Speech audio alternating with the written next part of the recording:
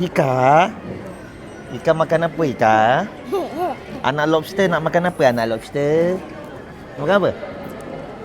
Anak lobster nak makan king crab? Ha? Anak lobster suka makan king crab? Tu, tengok. Anak lobster suka makan king crab. Nama siapa? Nyam-nyam. Nama awak siapa?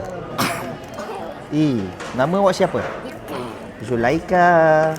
Berapa tahun? Berapa tahun? 8 tahun. Kenapa suara macam Agi Wugi? Ni abang potongkan Ni anak lobster yang umur 8 tahun ni. Kalau dia datang sini mesti dia pau saya kaki king crab. Tapi satu je lah dia pau. Okey, yang mana nak makan king crab? Untuk yang 3 kaki 498. Yang 4 kaki 598. Kalau nak yang 2 kilo up 598. Dan ada juga menu-menu murah kat sini. Ika suka kaki king crab? Suka? Awak sekolah mana? Sekolah mana? Kampung Maju Jaya? Malu-malu? Awak. Ni abang potongkan. Jangan lagi gigit abang.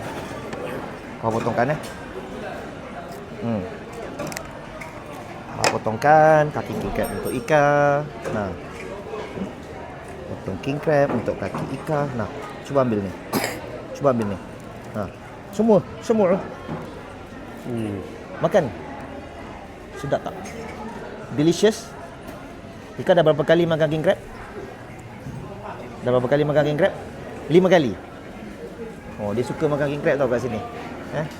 So, anak-anak yang lain, ibu-ibu yang lain, saya doakan satu hari dimurahkan rezeki dapat makan king crab. Nah, makan lagi. Nanti penutup sebelum puasa datanglah sini ramai-ramai. Saya nak makan pula.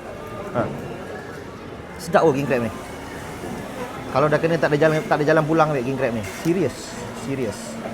Okey, yang nampak video saya tolong cek sekejap dah follow saya ke belum. Kalau belum follow, tolong follow akaun saya. Please follow. Bagi satu like, satu share. Tolong repost, save video ni sebelum hilang. Dan tolong komen, salah ke tidak seumur hidup sekali makan Alaska king crab? Kalau salah, komen salah. Kalau tak salah, komen tak salah. Tak salah kan? Tak salah.